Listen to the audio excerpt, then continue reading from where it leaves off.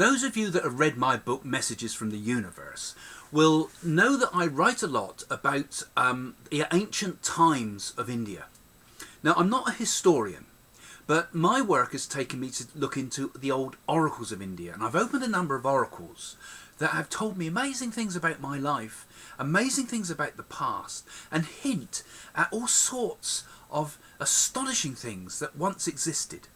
Now, my interest is being set afire by the fact that not just the oracles, but also the holy men, and also the astrological systems, some of which I've been able to uncover some of the texts. Now, I don't read these ancient Tamil texts myself, but I've had them read to me, and they've said amazing things about my life, who I am, my name, my time of my birth, things about my life, my family, and more importantly about my future, with absolute, complete and total exactness, you know, to the point that it just makes the mind completely boggle.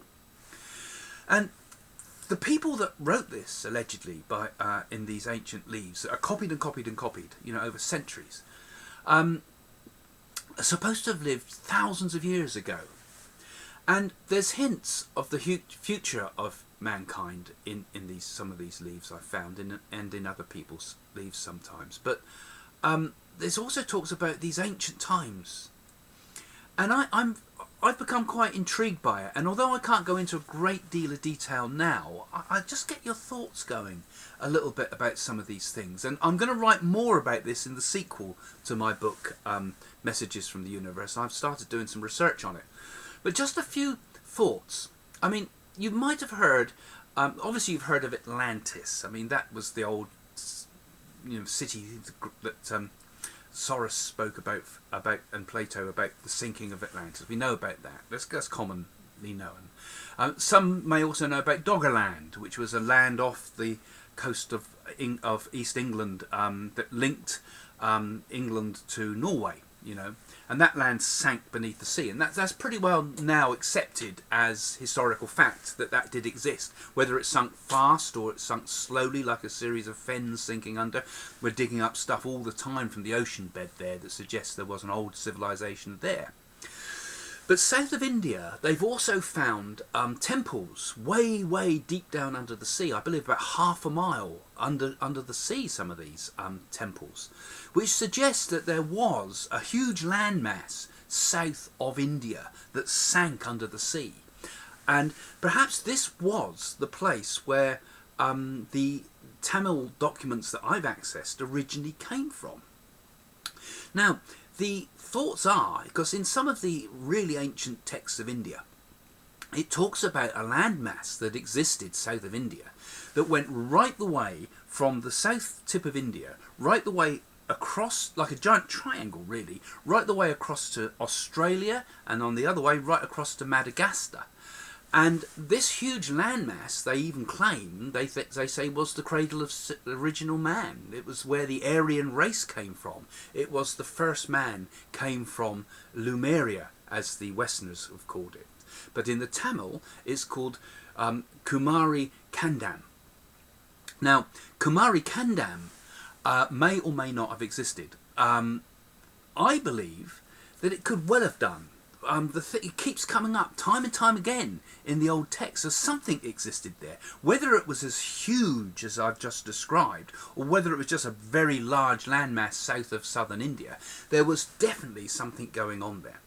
Because the legends say that the peoples that lived in that time, thousands of years ago, were super rishis, as it were. They had super ESP. They could see into the future, and they wrote these incredible documents that I've accessed and have told, you know, mind-boggling things about my life that I just cannot deny as true. They are just mind-boggling.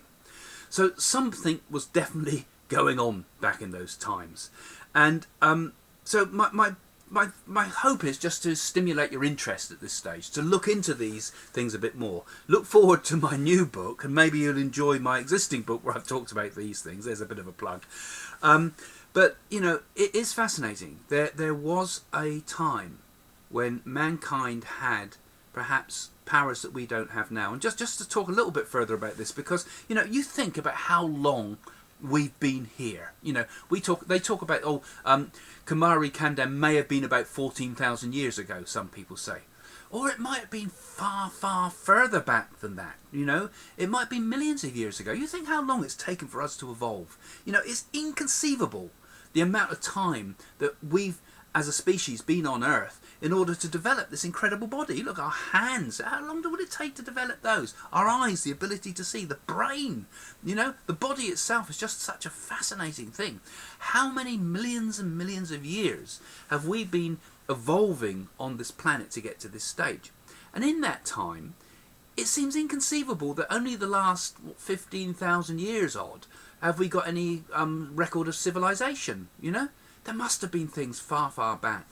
Because one of the things they say is that, you know, the men and women of those times didn't bother about building buildings and all the rest of it.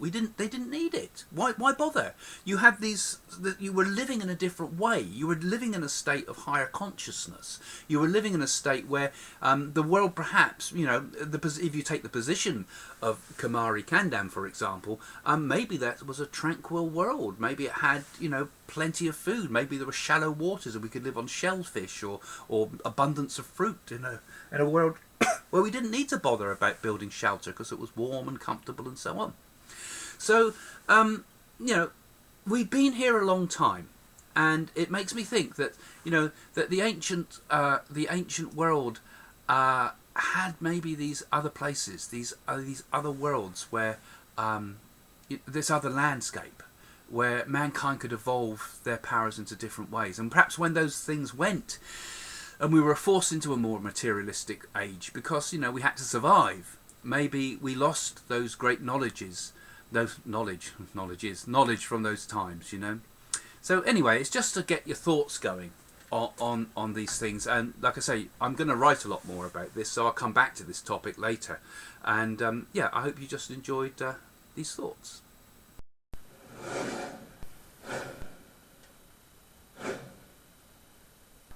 Jane and I now do our spiritual work for our foundation. All the profits that come from things like our conferences and theatres and workshops and all those exciting things now go into this foundation, which ultimately has the long-term plan of building centres in the UK and maybe around the world one day.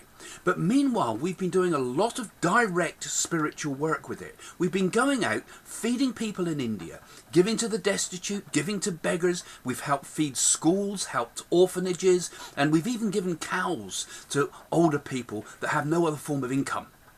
So mediumship can change your life, but it can also help people directly in the world. So go to the links at the end and find out all about what Jane and I are trying to do. And you can do a lot just by sharing these videos on social media. Help us get the word out. Help us to do something really good in this world.